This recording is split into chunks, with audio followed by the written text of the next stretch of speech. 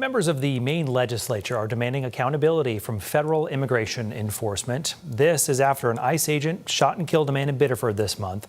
He was reportedly not a target of ICE's investigation.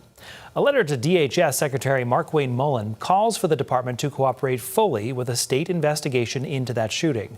The lawmakers are calling recent actions from ICE agents across the country and here in Maine reckless. House Speaker Ryan Fecteau and Senate President Matty Daughtry, both Democrats, have signed that letter. Happening right now in Scarborough, town councilors there are considering a resolution regarding the ICE facility in that community. If approved, the town would call on Maine's congressional delegation to take steps to close or move that facility right here. This is a live look at that meeting happening right now. It started at any moment. ICE currently uses that facility as a processing center. The resolution would also ask the delegation to advocate for more transparency regarding federal immigration enforcement.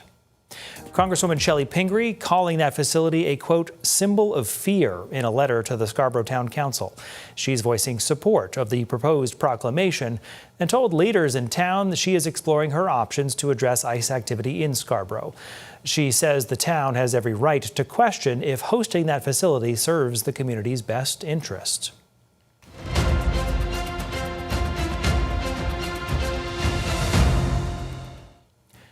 Maine Democrats chose Troy Jackson to face Republican Senator Susan Collins this November, but now some are calling the candidate's eligibility into question after Jackson already ran for governor in the June primary. Our Christian Harsa took a closer look at that legal argument. He joins us now. Hi, Christian.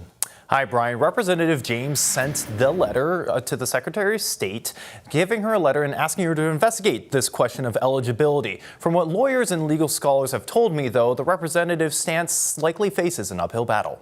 But what if Troy Jackson, newly minted as the nominee, can't run?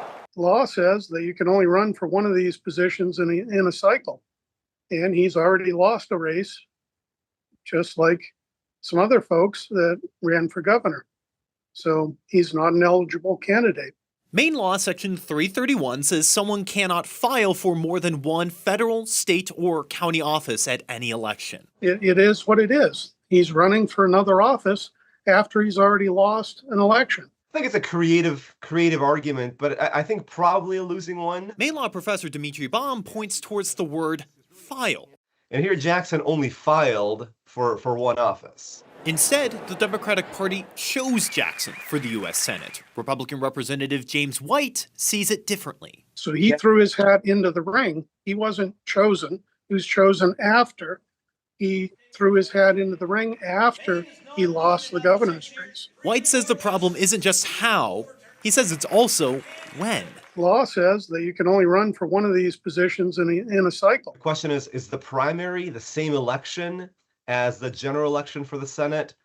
I think that may be a closer call. I think probably not, but you can make an argument there. White also argues that this law serves a purpose, preventing candidates from trying again and again. We have sore loser laws in place for a reason. The statute here is not really a sore loser statute. It's kind of a dual filer hedger statute. To prevent someone from hedging their bets by running for the Blaine House, U.S. Senate, and State House all at the same time. Whereas the sore loser statute is, I ran as a Democratic candidate in the primary. I lost. Okay, fine.